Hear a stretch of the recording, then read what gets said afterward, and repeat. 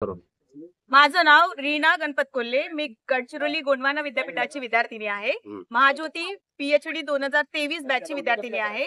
मागील 3 वर्षापासून सतत आमचा फेलोशिपसाठी संघर्ष सुरू आहे. आंदोलन वेगवेगळ्या पद्धतीने सुरू आहे.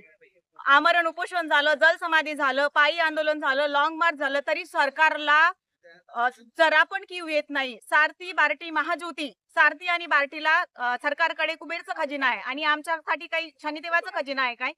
एकाच बाकावर बसणारे 3 विद्यार्थी, दोघांना सारखं दिलं जाते आणि एकाला डावललं जाते. असं प्रत्येक वेळेस ओबीसींच्याच विद्यार्थ्यांसोबत का होते?